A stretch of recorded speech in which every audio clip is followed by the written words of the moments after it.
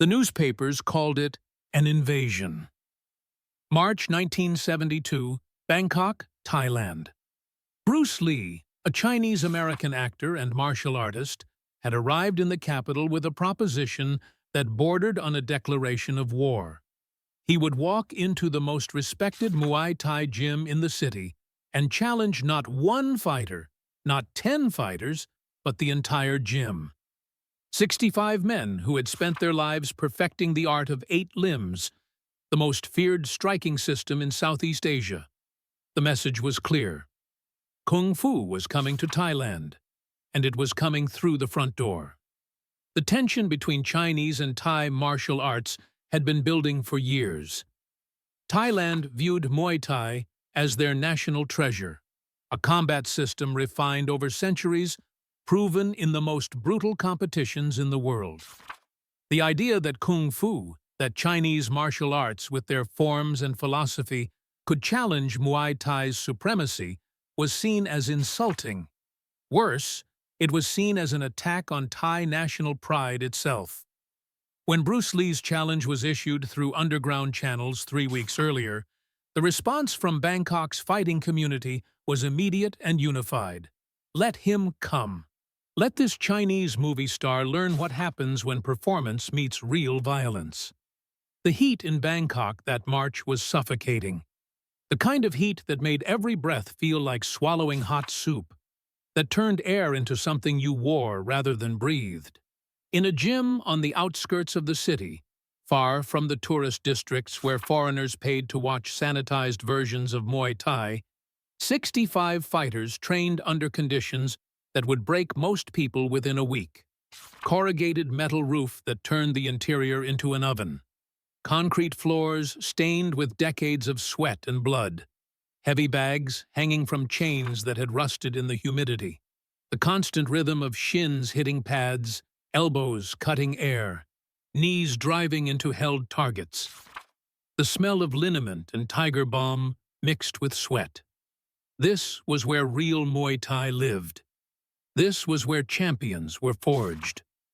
Bruce Lee stood at the entrance, watching the organized violence inside. He was 31 years old, lean and precise. His body a weapon refined through thousands of hours of deliberate conditioning. He wore simple black shorts. No shirt, no shoes. His hands hung loose at his sides, relaxed. But anyone who understood fighting could see the coiled readiness in every line of his posture. He had flown from Hong Kong 2 days earlier. He had spent those 2 days acclimating to Bangkok's heat, walking the city, observing Thai fighters in other gyms, preparing his body and mind for what was about to occur. The gym's head trainer was Apidej Sit-Hirun, a legend in Muay Thai circles. 53 years old, built like a scarred Buddha, his body carried the accumulated damage of 200 professional fights across 20 years. He had never lost. Not once. His record was unblemished, a perfect testament to Thai fighting superiority. His reputation was built on a simple philosophy. Muay Thai was the most effective striking art ever developed by human beings, and anyone who claimed otherwise was either ignorant or lying. Apidej had started training when he was 6 years old in a camp in northern Thailand. He had fought his first professional match at 13, knocking out an older boy. By 20, he was considered one of the best fighters in the country. By 25, he was undefeated and feared. By 30, he had retired from competition and started teaching. By 50, he had produced more champions than any other trainer in Bangkok. His gym was the gym, the place where the best trained and tested themselves. When rumors started circulating that Bruce Lee, this Chinese-American movie star who claimed to have created a superior fighting system called Jeet Kune Do, was planning to come to Bangkok and prove Kung Fu could defeat Muay Thai, Apidej's response had been immediate and brutal in its simplicity. Come then, face my entire gym. Not one fighter, not a champion, not even 10 men. The entire gym. 65 men. If your kung fu is so superior, if Chinese martial arts are truly effective against real fighters, prove it against 65 men who have dedicated their lives to the art of 8 limbs. Prove it in front of witnesses. Prove it where it matters. The challenge had spread through Bangkok's martial arts community like a virus spreading through a crowded city. Within days, everyone knew. The Chinese were coming to challenge Thai supremacy. Kung Fu was invading Muay Thai's home territory. This wasn't just a fight. This was cultural warfare. Bets were placed in every gym across the city. Arguments erupted in training halls. Some thought Bruce would be killed, that 65 Thai fighters would literally beat him to death. Others thought he would run, that he would arrive, see what he was facing, and leave before the first punch was thrown. A few believed he might survive 10 minutes, maybe 15 if he was lucky, before being overwhelmed and destroyed. No one, not a single person in Bangkok's fighting community, believed he could actually win. The mathematics alone made victory impossible. Apidej walked toward Bruce with the unhurried confidence of a man who had never encountered a problem he couldn't solve with his fists, elbows, knees, and shins. His nose had been broken so many times it had settled into a permanent angle, crooked and flattened. His knuckles were grotesquely enlarged from decades of impact. His shins, when he demonstrated techniques on the heavy bag, sounded like baseball bats hitting leather. His ears were cauliflowered from years of clinch work. Every part of his body told a story of violence endured and inflicted. "Mr. Lee," Apidej said in heavily accented English. "You came." "I came," Bruce said simply. His voice was calm, carrying no aggression, no fear, nothing but quiet acknowledgement. "You understand what you agreed to? This is not a movie. This is not a demonstration. This is not sparring. 65 fighters, real Muay Thai fighters. Men who have been training since they were children. They will come at you in waves, 5 at a time. Each wave fights until they cannot continue, or until you cannot continue. When one wave is finished, the next begins immediately. No rest between waves. No breaks, no water, no timeouts. You fight until all 65 have faced you, or until you cannot fight anymore." Bruce's expression didn't change. His breathing remained even. "I understand. If you step outside the gym, you lose. If you cannot continue, you lose. If you surrender, you lose. If you are knocked unconscious, you lose." Apidej paused, his eyes searching Bruce's face for fear or doubt. He found neither. "This is your last chance to walk away. No one will think less of you. This challenge was foolish from the beginning. You are one man against 65. Walk away now. Preserve your health. Preserve your reputation." "Mathematics don't account for understanding," Bruce said quietly. "Your fighters are well trained, I can see that, but they're predictable. They think the same way because they learned from the same system. Once I understand that system, I understand all of them." Apidej's jaw tightened. "Then let us begin. Let us see if your understanding can survive against Thai power." The 65 fighters formed a perimeter around the center of the gym, creating a circle approximately 30 feet in diameter. The space smelled like liniment and old sweat. The floor was stained dark in patches. Fluorescent lights buzzed overhead, casting harsh shadows. Bruce walked to the center of that circle and settled into a stance that looked deceptively casual. His weight was centered. His hands were positioned to access multiple attack angles. His breathing was controlled and even. Around him, 65 men who had grown up kicking banana trees until their shins became hard as iron. who had fought in regional stadiums for prize money, who understood violence as a language they spoke more fluently than words, watched and waited. Some smiled. Some looked skeptical. A few looked genuinely curious. Apidej raised his hand. The gym fell silent. First wave, begin. 5 fighters stepped forward. They ranged from 145 pounds to 185 pounds, all wearing traditional Muay Thai shorts, all moving with that particular rhythm that comes from years of training. They circled Bruce carefully, maintaining spacing so he couldn't address all of them by facing a single direction. Their strategy was obvious: attack from multiple angles, overwhelm his defenses through numbers, land enough strikes to slow him down, finish him. The fighter directly in front of Bruce launched a low kick aimed at his lead thigh. The classic Muay Thai leg kick, designed to destroy mobility. Bruce's shin rose to check the kick, bone meeting bone with a sharp crack. He absorbed the impact without flinching. Simultaneously, the fighter to his left threw a right cross aimed at his temple. Bruce's head moved 3 inches, slipping the punch, and his back fist struck the fighter's jaw in the same motion. The man stumbled backward, disoriented. The fighter behind Bruce attempted a spinning back elbow. A devastating technique if it landed. Bruce dropped his level 6 inches, letting the elbow pass over his head, and swept the fighter's supporting leg. The man hit the concrete hard. The 4th fighter launched a jumping knee aimed at Bruce's head. Bruce sidestepped, caught the fighter's leg mid-air, and delivered a palm strike to the chest that sent him flying backward into the 5th fighter. Both men crashed to the ground. 20 seconds had passed. 4 of the 5 fighters in the first wave were compromised. The remaining fighter charged forward with a clinch attempt.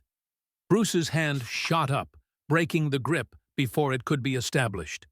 His other hand struck the fighter's solar plexus with a punch that traveled less than 6 inches, but emptied the fighter's lungs completely. The man dropped to his knees, gasping. 28 seconds. The first wave was finished. The gym had gone completely silent. 60 fighters who had been laughing moments ago were no longer laughing. They were staring at a small man standing in the center of their gym, surrounded by 5 Muay Thai fighters who were either on the ground or struggling to breathe. Apidej's expression hadn't changed, but something had shifted in his eyes. He raised his hand again. Second wave. 5 more fighters stepped forward. These moved with more caution. They maintained better spacing, attacked with more patience, used feints to try to draw reactions. It didn't matter. Bruce moved through their attacks like smoke, finding gaps that seemed too small to exist, striking from angles that shouldn't have been accessible. A low kick became an opportunity to counter with a side kick that collapsed the kicking leg. A jab-cross combination became a chance to slip inside and strike 3 times before the combination finished. A clinch attempt became leverage to throw one fighter into another. Bruce wasn't fighting 5 people. He was fighting one organism with 5 parts, and he was dismantling that organism with systematic precision. The second wave lasted 39 seconds. The third wave lasted 42 seconds. The fourth wave lasted 31 seconds. By the 5th wave, everyone in the gym understood what was happening. This wasn't luck. This was a systematic deconstruction of everything they believed about fighting. Bruce wasn't using kung fu in the traditional sense. He wasn't executing forms or choreographed sequences. He was reading their intentions before they moved, exploiting gaps in their timing, using their own momentum against them. The waves continued. 6th, 7th, 8th, 9th, 10th, 25 fighters down. The gym floor was crowded with men holding ribs, rubbing jaws, nursing hyperextended knees. None seriously injured. Bruce's strikes were too controlled for that. But all of them were defeated, unable to continue. The precision was surgical. He was proving a point, not trying to destroy. Apidej watched with an expression that had transformed from confidence to something approaching disbelief. His entire understanding of combat hierarchy was being challenged. Muay Thai was supposed to be superior. Yet here was a man using principles that transcended style. The waves continued. 11th, 12th. Bruce was breathing harder now, sweat covering his body, small cuts on his forearms and shins from blocking strikes, his knuckles swelling from impact. But his movement remained economical, his strikes remained precise, and his eyes carried the absolute focus of someone operating in a state most fighters never reached. 40 fighters down, 50 fighters down, 55 fighters down. The 13th wave stepped forward. These were Apidej's best students, men who had won regional championships, who trained 6 hours a day, who knew Muay Thai as completely as anyone could know it. They attacked with everything they had learned, every technique refined over years of practice.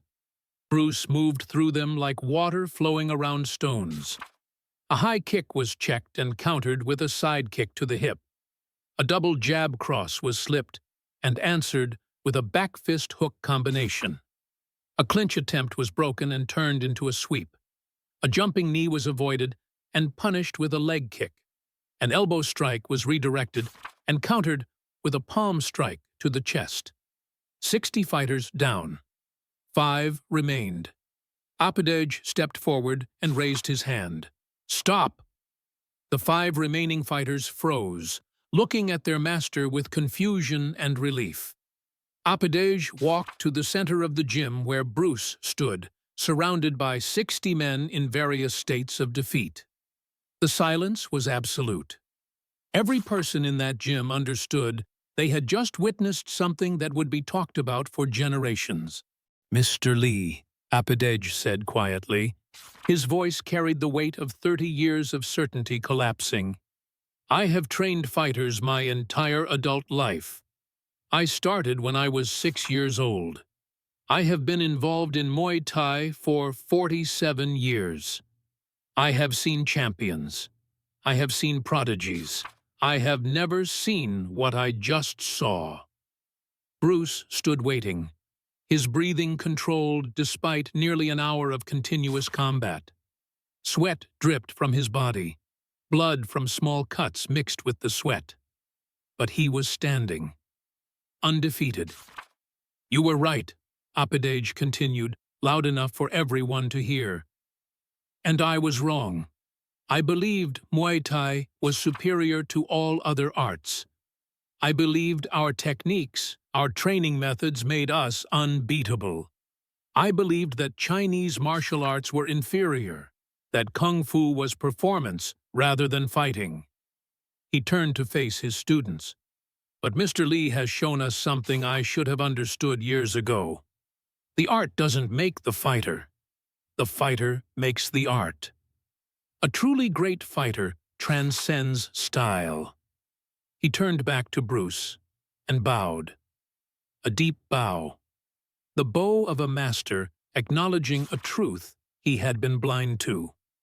Bruce returned the bow with equal depth. "How?"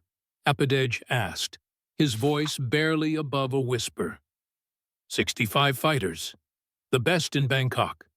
How did you do it?" Bruce looked around the gym at the exhausted, defeated men. When he spoke, his voice was calm, almost gentle. "I didn't fight 65 people. I fought 5 people 12 times. And I didn't fight their techniques. I fought their training. You taught them all the same way. They all think the same way. Once I understood the pattern of how they were trained. I understood all of them." He paused, meeting Apidej's eyes. "Your students are excellent. Individually, many of them are extremely dangerous, but they're predictable because they all learned these from the same system. Muay Thai is a great art, but any system becomes a limitation when the practitioner believes it's the only system." Apidej absorbed this in silence.